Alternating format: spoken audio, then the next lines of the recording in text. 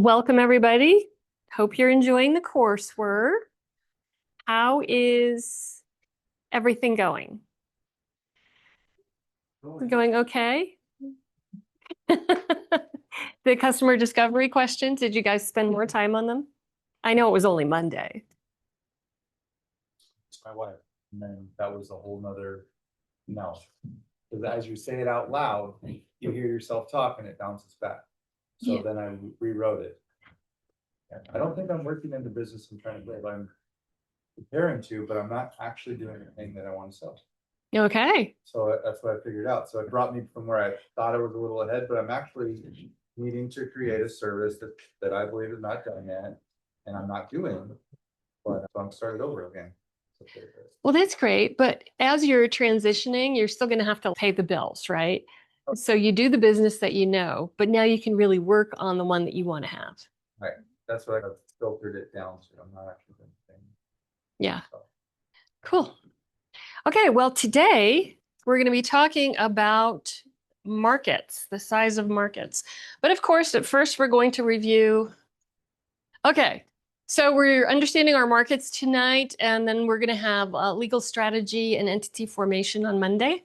And that will be with an attorney who practices here and in Texas. And then Wednesday, we'll talk about pitch decks. So you can get a head start on working on your presentation for the 29th. And then we've got a guest for pricing, a guest for sales and financials. And August 26th is actually supply chain. It's not pitch practice. Pitch practice will happen on the 28th. Or actually, these seem like wrong dates also. These are Tuesday. Before you start? Yes, go ahead. Thank you. I appreciate it. Well, because my schedule is super busy with my job and then working on my license for my second job, and with this and with other things, I missed last week. But I would really want to maybe visit in person to possibly get the prior week's material. Yes. So are you on Disco? Yes, I am. And I have a printer. My printer is like doing something else, but I live in Las Vegas. I'm not too far from the center where they're having in person. I work at behavioral health units, and my last stop is usually North Vista, which is basically right down the road from there. Is there pamphlets or is there that orientation slides at the place that you're having it in person? No, everything is on Disco. So there are links to the recordings of our sessions. So you can play them at 1.25 or 1.5 speed and get through them really quickly. The handouts that we're doing, they're also available on Disco. So really everything you need should be on Disco. Okay, fantastic. Okay. I'll just need to make some time to do that. Thank you. Okay. And another question before you go into our session is that can I actually go into just a second? Can I go into the place we're having it on in person? Only during the session times. Yes, but then is there like a wait list, or do I have to sign up, or is there room availability? Yes, if you come during our scheduled session times, we're at 1257 Paiute Circle. We're in the conference room. There's somebody that is outside willing to let you in, so you can come and join us because we have empty seats. Okay, perfect. I just wanted to make sure. Okay, yes. Okay, thank you. I know. Okay, yes. Okay. All right. Yep. All right, now that we have the right deck, we probably have the right dates, and we do. Okay. On Disco, it's missing a date. Oh, okay. Well, that is our supply chain class. All right, so we want to understand our markets and why are markets important. Markets are important to understand how big your business can be. So if you are going for investment, this is something that investors will be interested in. And we describe these numbers in 3 different acronyms because, of course, we have to have acronym language to make it very exclusive to the people who are involved in it. So TAM is the total addressable market, and that is the whole world and everybody that's in your industry. And your industry may be broader than you think. For example, yours is probably construction, right? The overall industry. All right, and then the service available market, this is cutting it down to a reasonable area in which you can play, in which you can be in business. So instead of the world, now we're going to consider the United States, or maybe we're only going to consider Nevada, or maybe just Las Vegas. If you're opening a business like you want to, where you're serving a local customer, then your SAM is going to be the Las Vegas market, and you're going to be in restaurants. Okay, which is still a big market. And then SOM, that's our obtainable market. And this should really be a projection of our sales for a time-bound period. So 3 years or 5 years. And SOM is hard. It's hard because you actually have to figure out what you're charging for things and figure out what your expenses are and figure out what your revenue is going to be. So you actually have to do a lot of accounting work to get to a reasonable SOM, or a SOM that you can defend because you've done the work. So this stacked Venn diagram, the circles within circles, that represents that the SOM is a smaller portion of the SAM and the SAM is a smaller portion of the TAM. So this is a very easy way to depict it that investors understand. And so here we have a panoply of a bunch of different famous Silicon Valley investors, and they ranked what they want to see in a slide deck here in the order in which they want to see them. But every single one of them does have marketing, or the market, as one of the things that they want to see. And some of them want to see it very early on because it does determine how big your business could be. So they'll call it a market opportunity or the market size. It's not marketing in the way that you traditionally think of marketing, which is how do we position our product? This is how big is the playground that we're going to sell our product in. So there are a couple of different ways to calculate it. And I'm just going to tell you the way that I want to see it and the way that I really religiously talk about it. The first 2 numbers, TAM and SAM, they need to be researched. We need to understand what the current market is. How much are people spending in these areas? And we'll have some examples too. When we look at the Uber example, they were creating a whole new disruptive sort of service, but they were going into the moving people around business, which is transportation. So those numbers, like how big is the transportation market, they're already known. And how big is the livery market, the taxis and limousines? How big is that? That's already known. Okay, when it came to what they thought they could do, their SOM, they actually had to take out a pencil and kind of figure it out. So the first 2 numbers should be researched, and you can do the research. I say do it on Google first. Like, in fact, you can ask Claude, or what are the names of the other ones? ChatGPT. How big is the transportation market? And they ought to be able to search through a bunch of databases and give you this information. Now, sometimes when you get to the SAM, you might have a little more trouble getting to those numbers. But I have a resource for you at the end of this that you can actually talk to a human, and they will have access to a bunch of databases and they can do this research for you. He may not have a job for much longer because of Claude and ChatGPT. What's the matter? You're sad that he doesn't have a job? Oh, well, there's always going to be esoteric research he can do. Plus, he's the IP patent or librarian over at UNLV, so that's a whole specialty. Okay, so top down, we can look at these different resources, CIA World Factbook, the World Bank. Again, it's just doing research. The bottom up method, I don't like that for anything other than SOM, because you're making assumptions that 100% of the people in your segments, whether it's SAM or TAM, are going to buy at the price that you set. It doesn't really give us a basis in reality of what people are making right now. And external research, this is what very large companies will do if they're considering buying a brand and adding that brand to their list of products. And they can spend tons of money on Gartner Research and Forrester and these consultants that are going to charge a minimum of $25,000 to go out and do research. This is not for startups. On the other hand, App Annie and the business of apps are available for a fee. I don't know if they have either one of these at UNLV, but you can pay a fee to get research in your specific area. So here is our Airbnb example.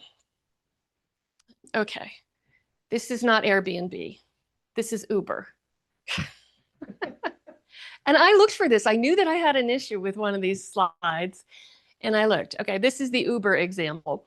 So way back in 2007, when they were getting started, the transportation industry was 5.7 trillion worldwide.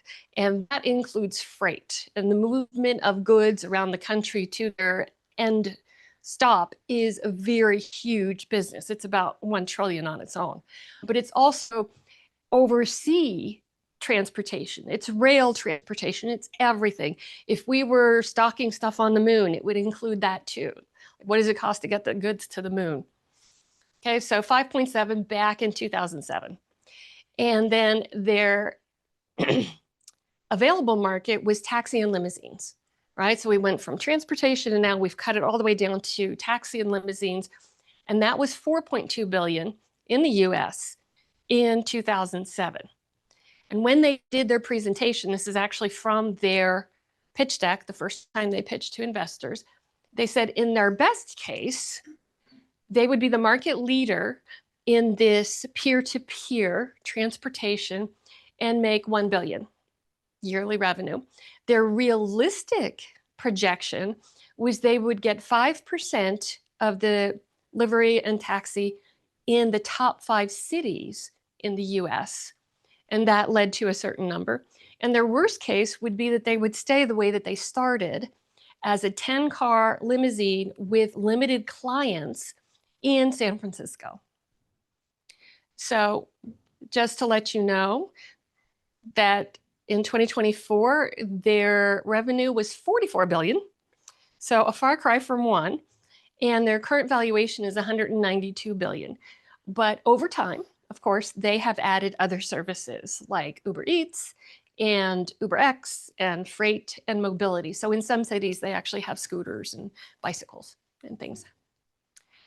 This one is actually the Airbnb example. All right, so they went about it slightly differently. There were a couple of guys that were in an apartment in San Francisco, very close to Moscone Center, which is a huge convention center. That's where Apple would do their dev days. I don't know if they move it around anymore, if they're still at Moscone Center. And they knew how hard it was to find a hotel room when those big shows came to town. And so they figured that they could actually get air mattresses, put them in a room, and rent out that room to somebody who wanted to go to the trade show. They figured anybody who was willing to sleep on an air mattress on the ground was not your luxury traveler. And so they started with the number of trips booked worldwide at 1.9 billion. And this is a number, this is not a dollar figure. And they looked at the budget number of trips that were booked and done online. And that was 532 million trips. And so they figured they might be able to get 10.6 million of those trips. But now we still haven't projected any revenue. So they took that 10.6 million number of trips they thought they might be able to get, and they figured that their average fee that they would make would be $20. So they're selling the night at $70, but their portion of it is $20. So they're not fooling themselves and they're not overinflating their revenue by saying, this is how much we're collecting, because even though you're collecting it, you're paying it out to whoever owns the room. So the amount of money that they were making per trip was $20. And so they figured that their revenue, that's simple math, would be about 200 million. And in 2008 to 2011, that's when they were figuring it out. But last year in 2024, their revenue was 11.1 billion. So things have grown and they've adjusted. I didn't look at what their revenue was during 2020. Probably not great. All right, and here is a much more sort of approachable company we're going to talk about, not these big behemoths that we know about because they're so big. But these two guys they had this idea that they could rent sports jerseys to fans for a season for their favorite player. So back then, whenever this was, to buy one was about 120 bucks. So they wanted to make sure it was less than actually buying a jersey. And they were trying to figure out whether it would work or not. So this was part of their customer discovery. They figured that they would look at the 5 major team sports. And they did their research by going to Yankee Stadium. And they were in New York. And so in their research, they had this notion that they could rent a season to a season ticket holder for their favorite player, and they could charge this much money for it. So they just went and they started talking to people that they didn't know, right? Which is what you're supposed to do for customer discovery. And they discovered that 11.7% of the people that they talked to showed a strong interest in doing this.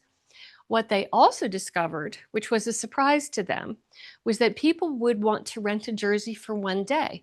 They didn't have season tickets. They would make an event out of going to a game once or twice a year. And when they went, they wanted to be all in, totally fanatic, and have a jersey to wear. The other thing that surprised them was that women were just as interested in these jerseys as men were. So it really increased the channels that they could use for their product.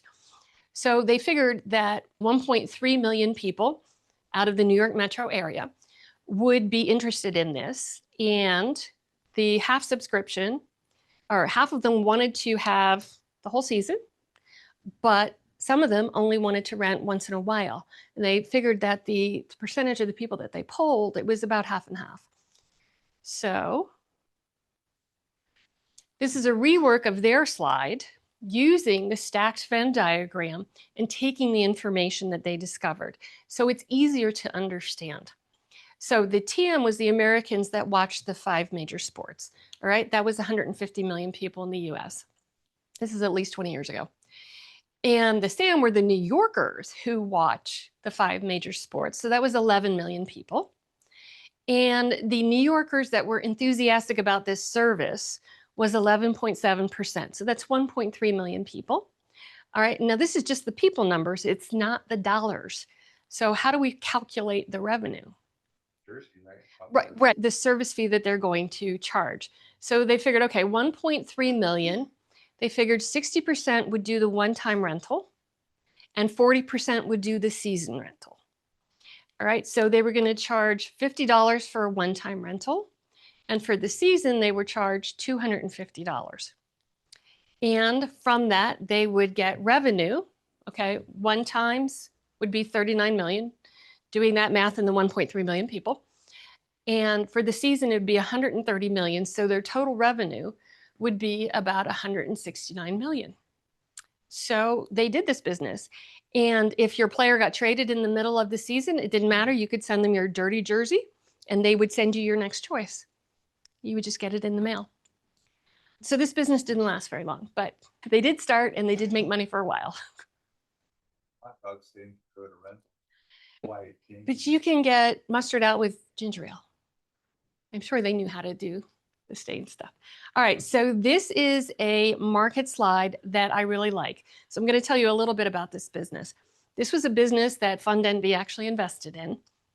And it was a consumer packaged goods, which now we don't invest in those because it's too hard. This gal, this is her husband, but this gal worked for Oprah Winfrey. She was in the marketing department and she was like a marketing wizard. And she came up with this concept of fragrances, lotions, soaps, and this kind of scent that you can put on you. whatever that is, a gel or whatever. Balm. Yes. And so her market was, and she knew exactly who her market was. Her product was called Outlaw.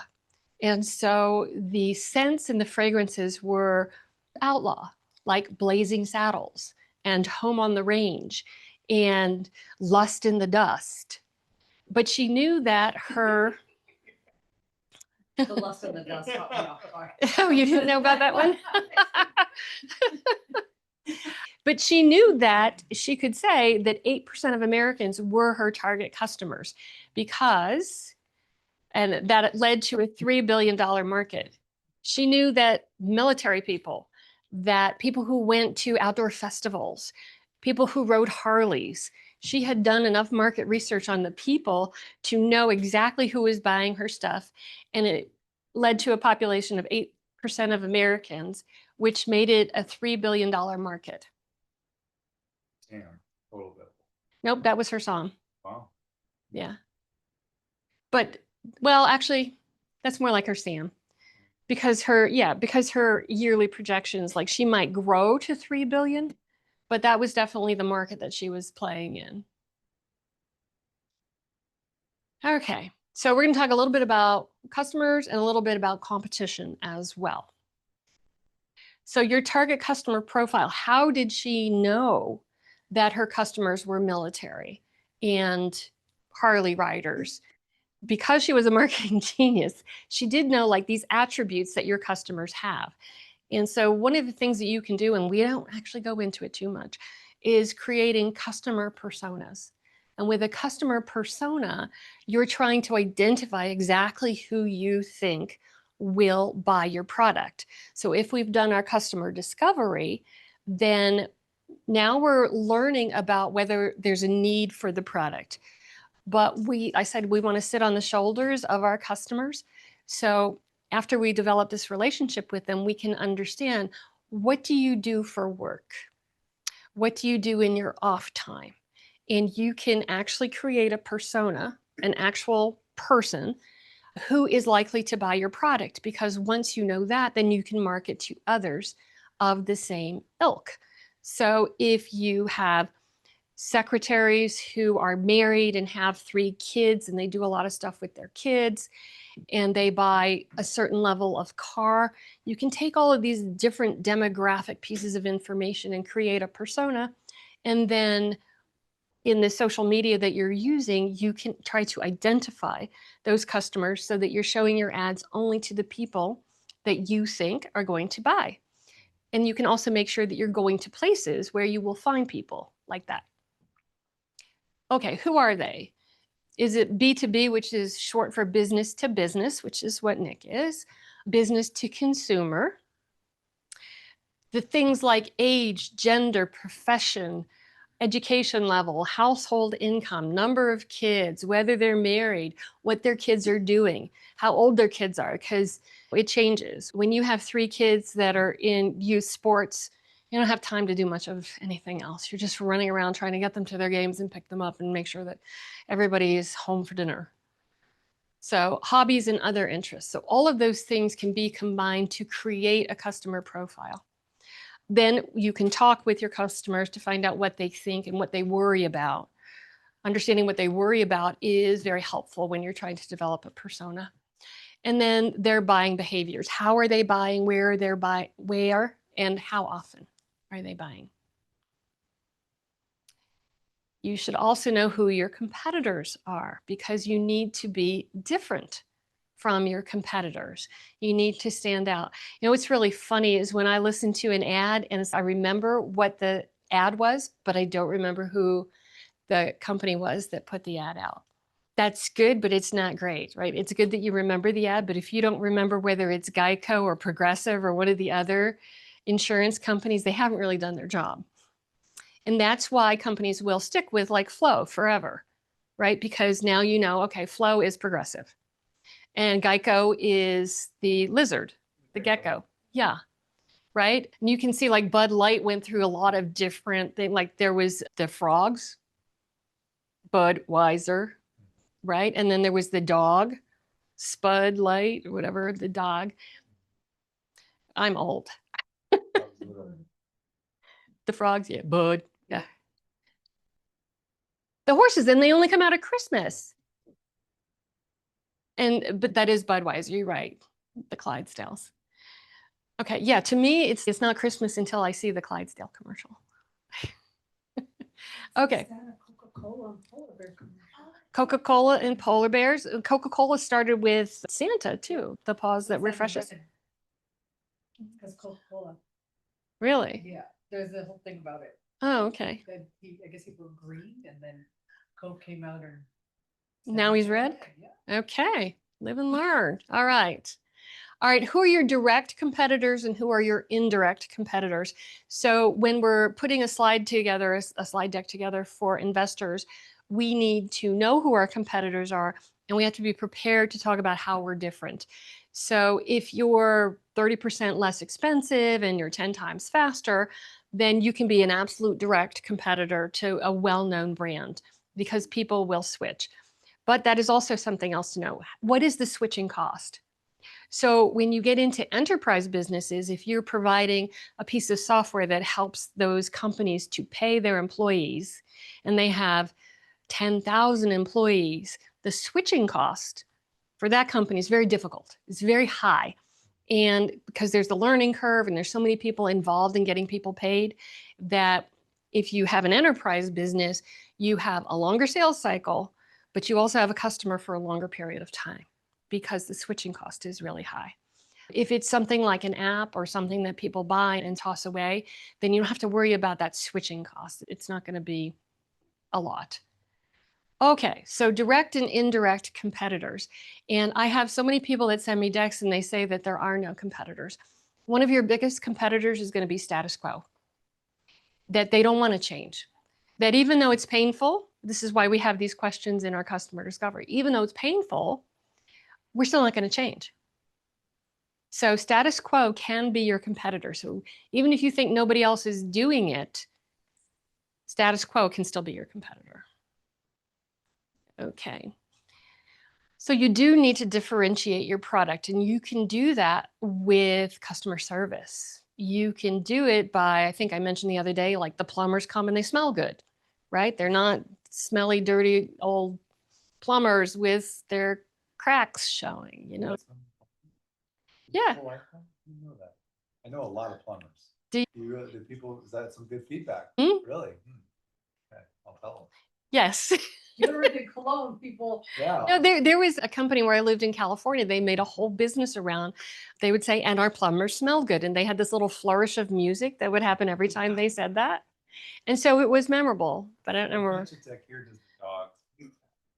Oh, because you like the dogs or cats. A lot of people, homeowners own dogs. Right. And a lot of people are afraid to go to homes with dogs and cats. You want people on with dogs and cats. Yeah. Yeah. So that is a great differentiator. Yeah. Okay. And so that's what you have to do, is you have to find something that makes you unique so that you can pound that home and really market that. All right. So how do we depict our competitors? And one of the easy ways to do that is with this grid or a matrix. So what you, it's not perfect. Generally speaking, you're going to put yourself first or last, one or the other. You're going to bookend it. And you're going to feature your unique factors here along here. And you're going to show your competitors. And if they don't have those features, you're going to give them an X. And if they do have the feature, you're going to give them, you have to be realistic, right? You have to be honest about this stuff too. Here, we're assuming that everybody knows what these logos mean. I have no idea what they mean. So you can use words instead. But I have some examples here. If you're going to put pricing on here and you're making a presentation to investors, you have to check your pricing before you go into the presentation. You cannot let it get stale, because people will pick up their phones and they will put in, you also have to list the most prevalent competitors. They're going to pick up their phone and they're going to say like a 5-word summary of what your product is. And they're going to see who else is doing it. And if you don't have those people on your slide, they're going to think that you're trying to hide something or that you're not being honest. In your presentation, though, you could list the top ones, and then mention 4 or 5 others that might show up when they look on their phone. So instead of actually putting a price down, you can depict the relative price with these dollar signs. So Startup Envy is much cheaper than the red X and the purple demons, whatever that purple thing is. Looks like a P and a D to me. Or the yellow snowflakes. So this is called a comparative grid. So here is one that I like a lot, this competitive matrix. They have picked out their special features, and you can see that only Winnebago in the size is comparable. So this is a company that was actually part of UNR's Sontag competition. So every year they have a business competition, and it's open to faculty and it's open to students. And so these guys actually built, it was called Stern back there, now it's called Truck House. And so they were avid outdoors people, and they wanted to be able to go to remote areas and stay there for a couple days. And one of them had a history of marine boat building. And so they used the marine finishes inside, which are much sturdier than your typical camper. And they sealed everything. They had solar, they had antennas, like they had all the cool stuff so that you really could be out there, but not necessarily be off the grid if you didn't want to. And you would have power. So they built it on a Tacoma wheelbase because the Tacoma was narrower. It could go to more remote places than these larger trucks and these big campers. So you can see that the Winnebago looks like a van. So it also had a smaller wheelbase. So it had better fuel economy, and the size was smaller to get to those more hard to get places. Anyway, they did a really nice job with listing their unique factors, and then also notice that under Winnebago that the green checks are smaller than their big checks. Okay, a little psychological thing going on there, so that you're really drawn to all of the features that they have and none of the stuff that the others have. All right, so do you know your industry, current size, growth potential? This is something else that you can put into your market slide. If you know that the compound annual growth rate, the CAGR or the CAGR, is high, then like right now, AI exploding, right? It's probably got double-digit growth. Whereas a very kind of old industry or something where there's just so many players like restaurants, the growth in restaurants is slow. So it's low single-digit increases. But if you're in an industry where it is growing, then you can make a point of noting that. All right, here is my treat for you. This is Patrick Griffiths. He is the business librarian. He does patent research. And if you reach out to him, first you're going to do it with this. I've had people go to the library and meet with him. We've had him come and help our classes at times too. But first reach out through the email and tell him what you're working on. The more specific you can be, the better the data is that he gives you. So if you're working on an app, you can't just say, okay, it's a game. You need to be more specific about what kind of game it is. There's lots of different categories of games. There's like shoot 'em games, there's puzzle games, there's collaborative games. So you should be describing exactly what you're doing. And if your game is designed for children or for women or for young men, the more information you can give him, the better the data is that he can give back to you. So that is the whole presentation. I guess I was talking really fast because today. yeah, we ran through this. So there must be questions though. Any questions online? I'm a really good explainer. Some questions you gave me, that's a good idea. Yeah. We design a simple mobile website soon, and like I've noticed when I'm purchasing services online, they'll have that breakdown of the matrix where services we offer, the upgraded program, and I'm like, I've seen that 100 times, and it's definitely a great way to compare yourself to others. Right. And you're talking about tiered pricing. So you can serve more customers because you're giving them different offerings. Like for somebody who's just getting into whatever product you're doing, they're the hobbyist and the starter program, right? And then there's the business one, and then there's teams, and then there's enterprise. And yeah, you're going to offer more services as you go up in price, or maybe you're going to offer more customer support. So when you get to be that enterprise customer, you have a dedicated service agent just for you. And yeah. AT&T today or Costco today, and they have an AT&T booth in there. And they were like, "Oh, who do you have your phone service with?" And I'm like, "Oh, with T-Mobile." And they're like, "Well, we're not necessarily cheaper, but we have better customer service." And I laughed because I was like, "Yeah, they all say that." And then to speak to one of my cousins in India, but I'm not. That's a problem. It's always like you can never get anything solved Right. when after you already signed. Yes, there's definitely room for improvement in the cellular thing, but it's such a huge infrastructure that you have to get to be a part of. So which one is it that Cheers guy talks about? So there are these discount cellular services where they're using somebody else's network and you're paying a lower fee because they figure that you're using it less. No, I don't think he's Cricket. Cricket, Metro, US Cellular, maybe? Cellular. I think he, Yeah, oh, okay. because the people Mint. that own Mint. Oh, Head. Oh, no, Mint, that is Ryan Reynolds. Yeah. So the people that actually have infrastructure, AT&T, well, Sprint, but Verizon, I think, bought Yeah. Sprint and T-Mobile, those only. Yeah, there's a limited number Yeah. of them. And then if you travel in Europe or in Asia, everything's faster there. It's Yeah. like we're backwards when it comes to what we get in services for cellular. You have a question online from Michelle. What about vending machine business? Vending machine businesses. Okay, so your customer is the proprietor of the place where you want to put it. Okay, so B2B. it's definitely B2B. And I think you're going to differentiate yourself because you're going to be available on the phone anytime there's a problem, that you will come out within 3 hours. You're going to focus on customer service for them. But is the question about understanding the market size for that? Michelle, is the question about understanding the market size? You need to let her know she can unmute if she wants to. Well, yeah, of course you can unmute. Can't she do it herself?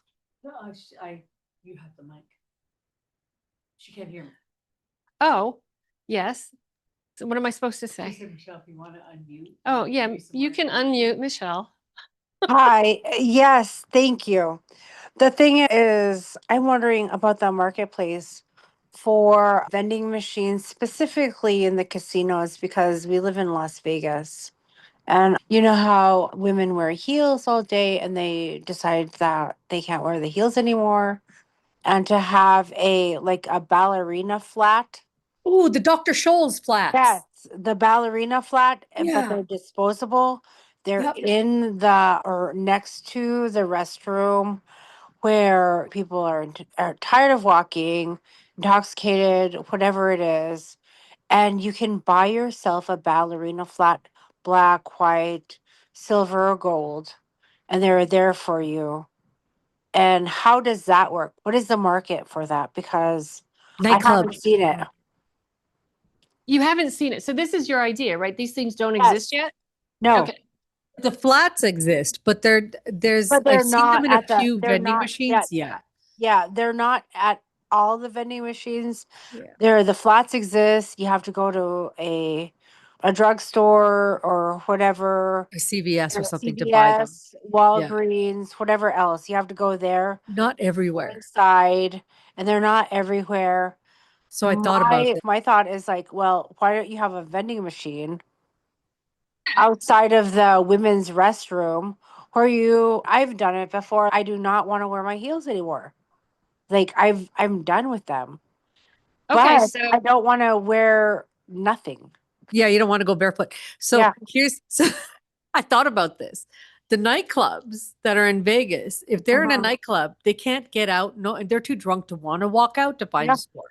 You could Yeah. literally charge like $50 per shoe package and they'll Mhm. pay for it. Exactly. Yeah. And that's the thing 'Cause I there's was wondering. I can make it like a beautiful, like pink egg or something that comes out of the vending machine. By Allegiant Stadium, there's people out there selling them just for the Beyonce concert. Oh, They had to Yeah, get yeah, So, and then if I could yeah, incorporate that into the restrooms and into yeah. having to find a, Stadiums, yeah, a the stadium nightclubs. Yeah. club or, a nightclub, whatever it is. If To I were, incorporate listen, that. in my 20s, when I used to come to Vegas to party, if I saw that my first time, I made the stupidest decision ever. I decided I was going to try to rock some heels. I would have paid $100 for a pair of Yeah. slippers. okay. So That's where I'm at. That's where I'm looking at it because I realize there's a few things I'm looking at business wise, but because I'm so new to Nevada that I'm attempting to getting into the understanding of what the business entrepreneurship like is here and just having to understand like what I need to do because I'm so new here and I'm not necessarily into this business, but I have a lot of business ideas that I have that I'd like to go forward with. This is something that I'm very, like, I am very aware of because I okay, felt the same way. I even went into the CVS and went to go look for shoes myself. right. So that's good. You need to do research. You need to do customer research first because if you have a lot of ideas, it's very easy to be distracted by the next new idea. So Mm, Justin suggested being outside concert venues and talking to people and finding out if they would be interested. Now they're the end consumer. Your mm, customer is those venues though. So mm, finding out if you can get data from the end consumer that you can then package up and talk to your customer is going to be those venues, then you can say, I did a poll of 20 women at the Beyonce concert, and hopefully it's more than 20. uh-huh, And they all understood what the problem was. Like you get mm, dressed up because you're excited that you're going out, and uh-huh, then you're standing for 3 or 4 hours and then you can't do it anymore. And so my poll said that 75% of those women would buy a pair of flats if it were in a vending machine and it cost $50 or less, or whatever you discover, because your customer discovery questions are going to say, how often would you do this, under what circumstances, and how much would you be willing to pay? So Okay, can I do that instead of having man hours for myself because I'm super busy? I can do a QR code with a 3-question survey You won't do it. with what do you think type of questions in regards to, hey, if there was a place where you can get flats here, like what would it be? Or do you think how are you there's going to reach those another people with the QR way? code? Yeah, No. and they're not going to do it. My suggestion would be wait till the end of the concert when these people have sore feet Uh-huh. and it's the end of the night and Uh-huh. there's a whole group of people that are slowly leaving the concert. Ask them then. If you give Uh-huh. them a QR code, I'll tell you right now, to They're be not gonna do polite, anything I'd with say it. yes, but I wouldn't do it. Okay, so the thing is, I'm trying to figure out But if they have to the go to the least amount of bathroom and it's right there time, at a the least concert, amount of I would time. buy it. Yeah. Okay, well, Okay. you can try to shortcut things, but they may not necessarily work. All right, Okay. I have So the another. suggestion is just doing a survey at the end of the night. Yeah, it's not easy being in business. You got to sacrifice. Yeah. Okay. Yeah. Especially because if you have a lot of ideas, you're going to want to make sure that the one that you're pursuing is one that will pay off. And it may not. So many businesses fail. I'm not trying to discourage you. I'm trying to be realistic. Okay. So if we invest in 20 companies, 16 of them are going to zero. Uh-huh. Three of them may return money. And then you're counting on the one out of the 20 that hits it out of the park to make up for all the rest of them. So that's called the power law, and that's just what happens. So it's good that you have many ideas, but you don't want to just pursue them without doing any research up front. You do want to do that research to increase the odds that you're pursuing the right idea.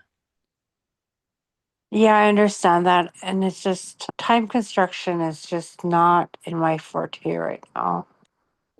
Okay, then maybe it's not time for you to be an entrepreneur. Maybe that's 5 years from now. No, I left an entrepreneurship life and I'm not going to continue to work for the man and do their money. So I need to figure my stuff out. Yep, that's it. You got to figure it out. Yeah. All right, other questions? Is there value in doing a matrix for national programs, or should I just focus on local? Well, it depends on what your product or service is. If you're in transportation and you're not doing like last mile, which would be very local, you're doing something where you're moving goods across the country, then yes, you have to be national. You could start regional, but you're still going to have to expand the space beyond Las Vegas or Nevada. If it were, in fact, transportation, you could do all of the Southwest, go down to Arizona, New Mexico, and all of California. And that's a lot of people and a lot of freight. Hey, Elizabeth, she can't see your chart, but feel free to unmute just to give a little bit more information. It's very small, so. Oh, here, Maggie. What kind of well, tell us what the business is. Elizabeth, do you want to unmute and tell us a little bit more about your business? So it has to do with kids, outdoor wellness, nature outings, youth development. This sounds like a local business for now. You want to do a proof of concept. You want to get customers here. You want to have people who are in a position of influence to be able to write a letter of recommendation and explain how your program, whatever it is, has helped the youth that are involved with their programs to achieve whatever it is that they've achieved. And then you can move to other areas where there are a lot of that particular population. So it may be St. Louis. Your second market may not be Reno or Los Angeles. It might be, depending on who your customer is, once you figure out their profile, you want to go where they are. I have a suggestion. Okay. Safe Key. So City of Las Vegas, Clark County, and I think North Vegas have a program called Safe Key. And it's for kids, specifically for parents that can't pick up their children afterwards. They go into a program where they watch their kids. I think it's till 5:30 or 6. Yeah. And it's literally her target market. Oh, okay. Yeah. Yeah, and it's at public schools. Yeah. Didn't see what she's actually doing. I But- didn't know if it were sports or. I think it's youth outdoor unity, learning for underserved youth. Depending on the area that you go to in the school, it's in some underserved areas. Safe Keys, it's supposed to be an affordable program. Youth development and wellness camps, you'll see parents there. Like if she's gonna go, yeah, huh? You need the school's permission to attend. Yeah, she'd have to call. And Yeah. but if you have an independent, because I haven't read your thing. If you have an independent program that's a self-contained educational package, you can go to boys and girls clubs and present the idea of having a trial for the summer, running your camp a couple times. I don't know if it's a whole summer long camp or if it's a 2-week camp, but there are ways to test your market here before you try to package it and go national. I'd probably volunteer with Safe Key, and if it goes well, she can get the city to vouch for her as well. The schools are county. Schools are county, but each jurisdiction or each manages its own Safe Key program. So if she calls City of Las Vegas, they have schools within their Okay. that manage call the customer care center. The only reason I know this is because I launched it back in 2018. But if you call them, they'll put you through to the Safe Key team and you can ask them questions. I think it's 229 care. Okay. 7022. She But call can them. look it up. Safe Key. Yes, Safe Key. You can Google it too. Yes. Yes, Justin. No, I wanted to ask more about like me narrowing down for like my song. So yeah, because I went to check out one of my competitors today and they closed out. So Justin is wondering how to target his obtainable market. He went to a competitor and they have shut down. And so that's alarming.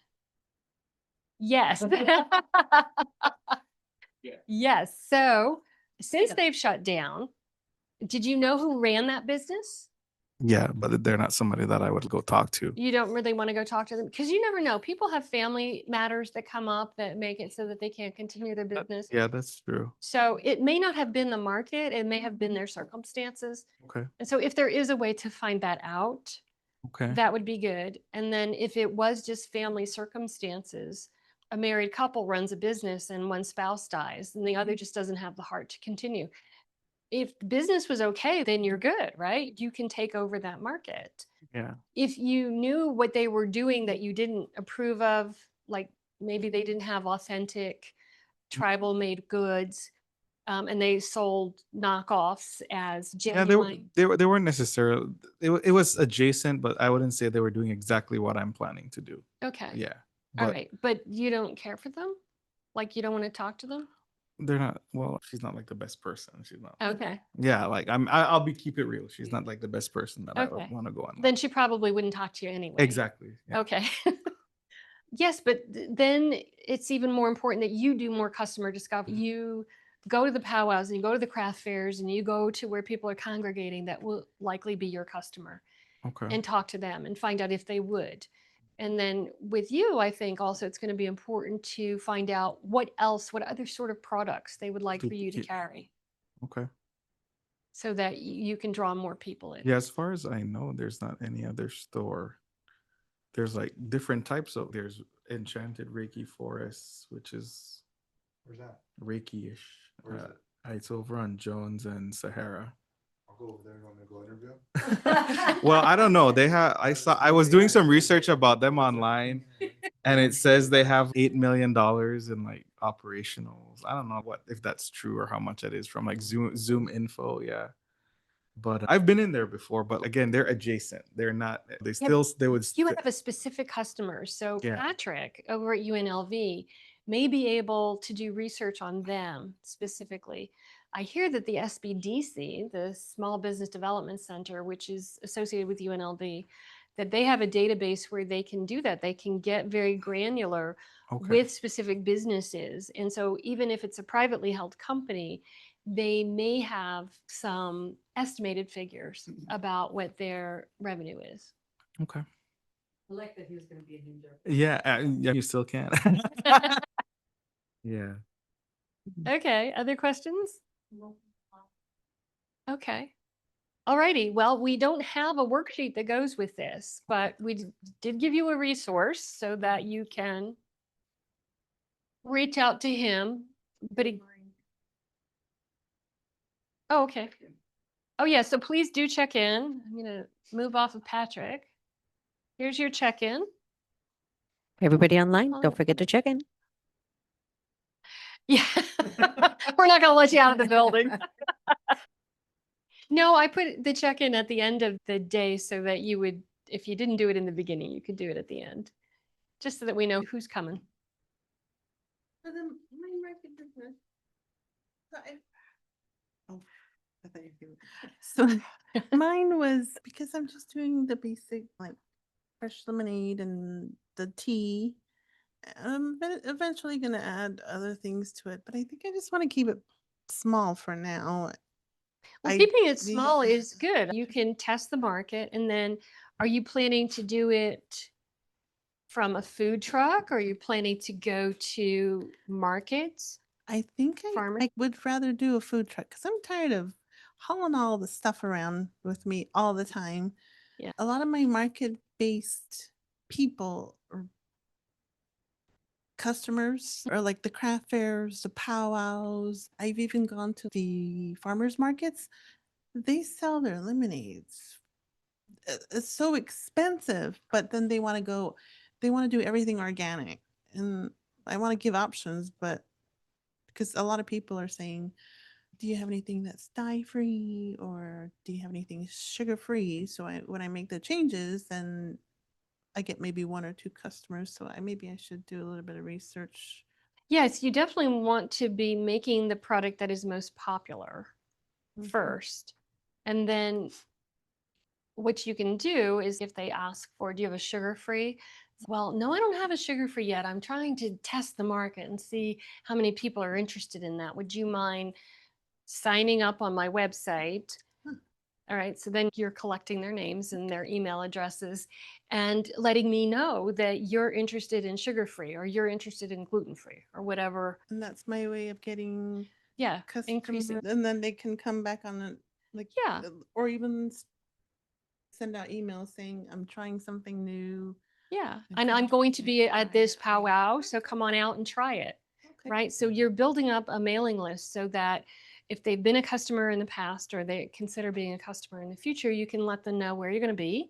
Or if you're introducing a new product, it's a great reason to send them an email, but at the same time also do social media. Then maybe the app portion and the actual photos of what I'm selling might work better than just like my little menu, because once I start, one person wants a drink and it's all pretty colorful and glittery, then they're like, oh, I want to get that. So they start coming over, and that's how I get my customers, is if I get, or more traffic, I guess, if I have people, one or two people. Well, at the you should beginning. plant those Yeah, people. okay. Yeah, sometimes I do. Yeah. Yes, sometimes yeah. Where'd you get it? I got it right over there. With only $6. Here, I can. How much do you sell a lemon? 32 ounces is, I think, $7. 32 ounces, $7. Squeeze lemonade from Noble, and it's $12 for a lemonade, right? I And bought people one. buy it, no problem. And I love she has this method to her madness that she does, right? She's like a McDonald's of fresh squeezed lemonade. Like she's squeezing right there in front of you, and she has this little process that she goes through, right? Like you can tell she's done this a million times. Yeah. And like she can, and it's $12 and $13 if you want a mason jar, like $1 more if you want it in a mason jar. Somebody did that. And It was a she only song. has one size. She doesn't have small, medium, large. It's like this is the size you get. You either get it in a plastic, or if you want a mason jar, it's $1 more.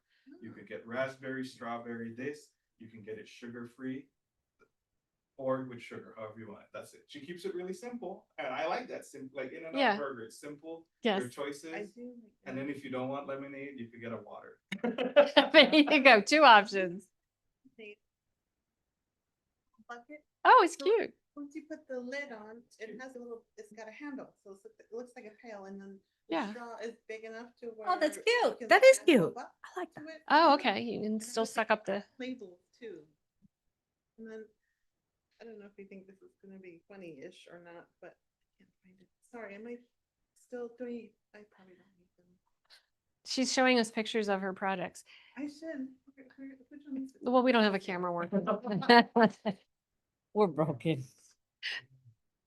Okay, thank you, Justin. See you Monday. Yep, Yeah. we'll be here. It was only because of my customer base that I did this, but it doesn't really have to be this. No, but the pictures help. Even if you're at a powwow or a farmer's market and you have a sandwich board, put your pictures on the sandwich board too, so that they know what they're ordering. But definitely plant people. Get your kids to come and walk around. Whoever's helping me, I cannot find it. I'm sorry, I wanted to show you guys this one. Okay. Can't find it.